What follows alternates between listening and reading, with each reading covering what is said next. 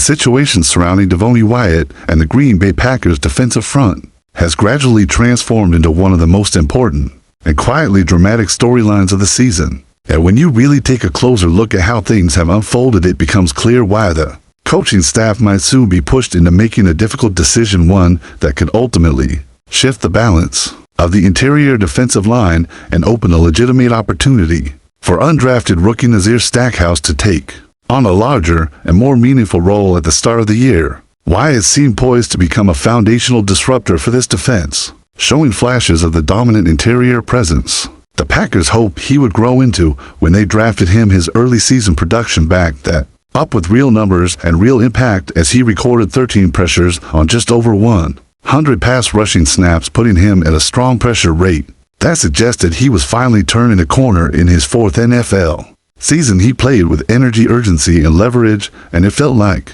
he was controlling many of the matchups he faced inside. Even opposing players noticed it. Micah Parsons openly pointed to Wyatt as a major reason the Packers' defense unraveled during that chaotic week for showdown with Dallas, remarking that Wyatt's exit due to injury changed the tone of the game entirely and allowed the Cowboys to climb back into what would eventually turn into a wild 40-40 tie. But once Wyatt returned from the knee injury, the sharp high-level form he had shown early did not return with him, and that shift has become impossible to ignore. His pressure numbers declined dramatically, as Pro Football Focus charted only for quarterback pressures across 60 pass rush snaps following his return beginning in Week 8 against Pittsburgh. That drop from early season efficiency to his current level is not the kind of fluctuation the Packers can brush aside, especially when considering the broader context of his performance and the fact that production along the defensive interior is one of the most unstable variables affecting the Packers' defense this season.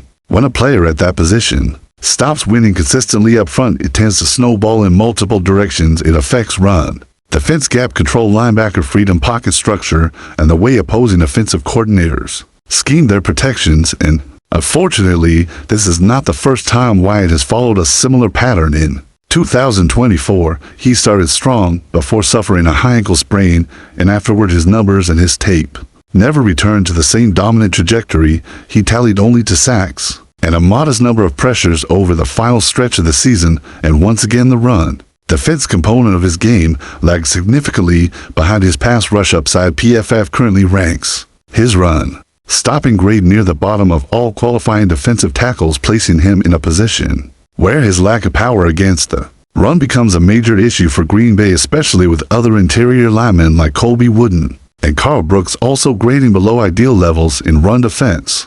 This vulnerability was on full display when the New York Giants ran for more than 140 yards against the Packers, a game that highlighted the interior weaknesses the coaching staff cannot ignore for long. The issue does not feel isolated or temporary. Instead, it feels like part of a broader trend, and trends matter deeply when the team is evaluating late-season playoff viability and deciding who can hold up physically against the kind of offenses they will encounter over the remainder of the schedule.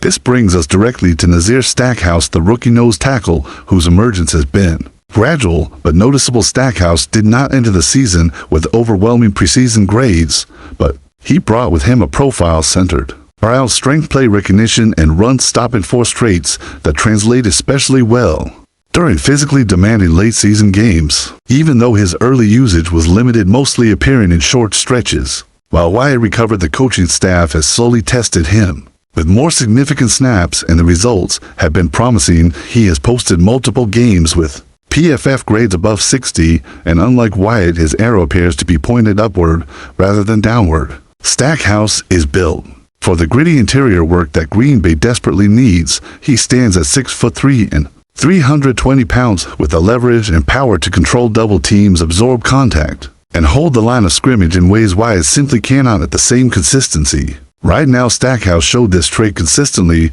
during his college career, where he earned an 83.1 run defense grade at Georgia, and it was one of the main reasons he made the Packers roster in the first place. He fits the mold of a true anchor, and as the schedule shifts toward teams that emphasize physical run games, his presence could become increasingly valuable. Now a look ahead at what awaits the Packers. The Vikings are not a heavy rushing team, ranking near the bottom of the league in attempts, but the schedule after that becomes significantly more challenging. The Baltimore Ravens, the Detroit Lions, and the Chicago Bears twice all rank among the top rushing offenses in the league, and all of them have the ability to punish defensive interiors that struggle with gap integrity and downhill force if the Packers want to compete in those matchups. They cannot afford to rely solely on pass rushing upside a defensive tackle. They need a stabilizing presence in the trenches, and Stackhouse looks like the type of player who fits that requirement, so the question is no longer just about Wyatt underperforming after injury. It is about whether the Packers are willing to adjust their rotation now instead of waiting until a late season game forces their hand. Wyatt has demonstrated flashes of impact, but flashes are not enough when the run defense is leaking, and a rookie is showing consistent upward momentum. This is the type of internal competition that can redefine a player's season, and maybe even his role within the organization. For fans watching from home, this storyline has everything you expect from a classic NFL depth chart drama. A former first-round pick trying to reclaim his early season form, an undrafted rookie fighting to prove he belongs, and a coaching staff balancing loyalty, potential, and immediate performance. We will learn a lot over the next few weeks about how Green Bay wants to shape its defensive identity and whether they believe Wyatt can reclaim his disruptive edge, or whether Stackhouse will continue carving out a bigger piece of the pie. If you enjoy these extended breakdowns from the couch, feel free to share your thoughts on whether the Packers should lean into the rookie movement or continue giving Wyatt another chance to bounce back. And if you appreciate consistent in-depth analysis, make sure to stick around, because these conversations will only get more interesting as the season tightens up.